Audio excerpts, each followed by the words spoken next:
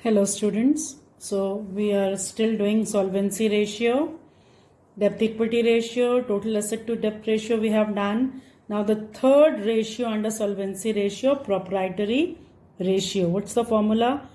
Equity upon total asset, or equity we can say shareholders fund upon total asset. Again, higher the ratio, it's good for the organization. What is the meaning of this ratio? These are the tools. So what is the meaning? It means large proportion of total asset is provided by equity and hence the firm is less dependent on borrowed fund. So what is the meaning? It means their total asset, they have purchased, acquired total asset out of equity, not out of borrowed fund. So it means when the lenders are going to give money, so firm is not having that much of, already they don't have that much of borrowed fund. So every time whenever any lender wants to lend money to any organization, they want to check their borrowed amount. So over here, if the higher the ratio means maximum asset is acquired because of or through equity or shareholder fund. So student, this ratio can be expressed in times also, and this ratio can be expressed in percentage. This is sign of percentage. So proprietary ratio when we have to express in times, then the ratio will be equity upon total asset. When we want to make it in percentage, definitely multiply by 100. No problem. You can express in times also. You can express in percentage also. Let's do one question. Proprietary ratio, third ratio under solvency. Now, one question is there: share capital given, general reserve given, profit and loss account given, 9% debenture given, current liability given. This is long-term liability. These three are share capital, reserve and profit and loss account. These three are coming under shareholders fund. So let us do one thing. We are going to do all possible ratio over here. The very first one, as we are doing solvency ratio, so we are going to do debt equity ratio. So I'm going to apply all the three ratio. We are going to solve all the three ratio with this question. Debt equity ratio formula: debt upon equity. Hope so. Debt means always, don't get confused, always long term debt. Hope so. Now debt in this question, debt long, this is so short term debt, only one figure is there, so very simple, 1,20,000 debt is there. Equity, just now what we discussed, just now we have seen that shareholder fund 1, 2 and 3 items are there. So let us do the things. 8, 4 of 6 and 4, 6, 8, 000. So we have done debt equity ratio, debt upon equity. So it will, this figure is higher, 1 is higher, so it will definitely come 0, then 2, 6 is to 1. So 0.26 is to 1. It means debt is, equity is more in this organization. Okay. So outsiders, lenders can easily give the, they can lend, they are interested to lend money in this organization because equity is more and debt firm's liability, the present liability is less. Let's do the next solvency ratio. We are going to apply what we have done in the previously, total asset to debt ratio. We have done this question, this ratio. What's the formula? Total asset divided by long term debt. Hope so. Total asset divided by long term debt. So total asset, now how to calculate total asset, let me know. Again, my old formula, asset is equal to capital plus liability. So what is capital? This is capital, share capital, reserve and profit and loss. We have already done the total. So capital is 4,68,000. 4,68,000. So asset is equal to capital plus liability. Now we are looking for liability. So just check what is the liability. So this is liability and this is liability. Liability means both the liabilities. So we are going to do the total. 3 and 1 4, 2 4. That means 4 2 4 1 2 and 3. So simple. Let us do the total.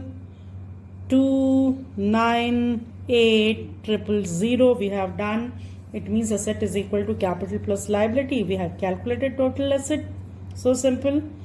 Now formula, what's the formula? Let us put the things in formula. Total asset, this is total asset, 892123. Long term debt. So what is long term debt? Only one item is there, 9% debentures. So 1,20,000. So let's do the things. So we are going to do, it is always 1 12 5 are 60, 12 6 are 72, 12 7 are 84. So 7 times. So around it is, it means it is 7.43 times. It means assets, you can see easily long term debt can be backed by asset. They are having quite a good sufficient amount of asset. So let's do the another solvency ratio. What's the third solvency ratio? Just now we have done in the previous part, that is I just want to show you so that we are going to do. We have just now we discussed proprietary ratio, equity upon total asset. This is the third ratio under solvency ratio. So we are going to do proprietary ratio. What's the formula? Shareholders fund upon total asset. So I'm writing over here, I think so it's visible. So proprietary ratio, P stand for student, proprietary, is equal to shareholders fund or equity, whatever you want to say, upon total asset. It can be in times, it can be in percentage. So I'm doing in times only. Shareholder fund, just see 1 2 3. So we have done the total equity is already there. So it is 4 6 8 1 2 and 3. Shareholder fund. Total asset already we have calculated over here. This is total asset. So our half of the things already done. So we have done this part also. Let's do the things. Over here you can see total asset is more. Again it will come 0. Then 5. Over here 2 is to 1. So it is 0.52 is to 1 proprietary ratio. Again, as all the three solvency ratio is there in one single question, just see over there, debt equity ratio, debt upon equity, total asset to debt ratio. Total asset we have calculated in this manner with the help of accounting equation, capital plus liability, both short term and long term. Proprietary ratio, shareholder fund upon total asset. Now the last ratio under solvency ratio, that is interest coverage ratio. What's the formula of interest coverage ratio? Net profit before interest and tax divided by fixed interest charges. What is the meaning? It means whenever firm is taking borrowed amount, their interest charges are always fixed. Means whether they are going to earn profit or not, they have to pay interest to debenture holders. They have to pay interest to on bank loan. So those are always fixed charges. Interest on debentures, interest on public deposit, interest on loan are termed as fixed interest charges. The reason is that whether the firm is going to earn profit or loss, then also they have to pay interest. Hope so it is clear. So interest coverage ratio, net profit before interest and tax upon fixed interest charges. Again, a higher ratio is good for firm. Now what is the objective? It reveals the number of times interest on long-term debt is covered by the profit available. So if the profit can easily bear the burden of fixed interest charges, then it's good for the organization. If they can't bear it, their fixed interest charges, then so it's very difficult for firm to pay fixed interest charges. Hope so point is clear. So profit should always be sufficient to bear fixed interest charges. Hope so. Interest coverage ratio is the last fourth number ratio under the heading solvency ratio. Let's do two questions. We are going to do two questions. I think it's visible. Interest coverage ratio, net profit after interest and tax given. And what's the formula? Firstly, let us write this. I'm writing the interest coverage ratio, ICR. In short, we are net profit. Formula I'm writing before interest and tax divided by fixed interest charges. Hope so. Now in formula it is before, in question it is given after, so this after we have to convert it into before. So I'm writing net profit before interest and tax we have to calculate. Before given over there 1,20,000. So if net profit after tax is 1,20,000 and rate of income tax is 50%, so it means 50% figure is given. We have to find out 100% because we want before. So whenever we want to calculate 100% of any figure, so we put 100 in numerator and the given percentage in denominator.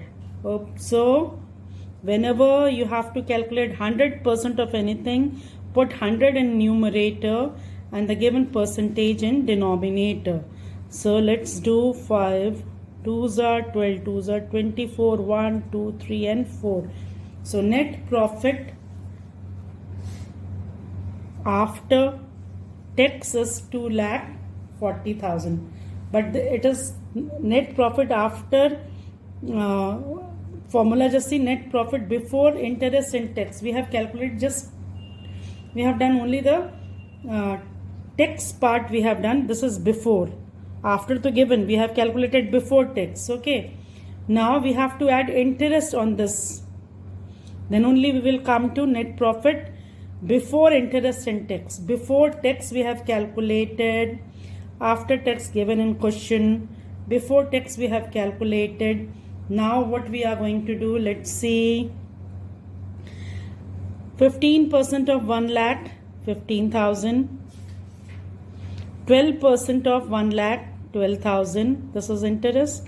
So when we are going to add these three figures, what we are going 4, 5, 6. So what we are going to what we are going to get, net profit before interest and before tax. This is before tax. We add the interest, so it is net profit before interest and tax. 267,000. What's the formula? So numerator figure we have calculated. Fixed interest charges. Just now we have done over here. 15% of this figure 15,000. 12% of this figure 12,000. 15 plus 12. So let us put the things in formula. 2,60,000. 2,67,000 net profit before tax and interest. Fixed charges 27,000. How 27,000? 15 plus 12, 27,000. So let us do the things. 27 tens are 270. It means it will come by 9.88 times. Hope so. So is it clear? Net profit after tax given. Firstly you have to convert into before tax. To make it into before tax, 100 should be in numerator. We will add interest also, then we will get net profit before interest and tax, and then we are going to do in that manner we put the things in formula. Just one more question for you people. Let's do the things. So interest coverage ratio is equal to net profit before tax and interest upon fixed charges. Hope so. So net profit before tax, same formula, 96,000 into 100 upon 50. We are going to do in that manner, 96,000 upon 100 into 50. So 5 2s are, so 2, 9, 1 and 1, 2, 3. So this part before tax, so we have done. Now loan figure I have not written over here. Let me assume it is loan. The rate, it is, let's take 4 lakhs, so it will be, and debentures, we are going to take debentures, so 2,40,000, 10%, let us assume 10% debentures, 2,40,000. So now we have to add fixed charges. 10% of 4 lakh, 40,000, 10% of 2,40,000, 24,000, same method. So 6, 5, 2, 000.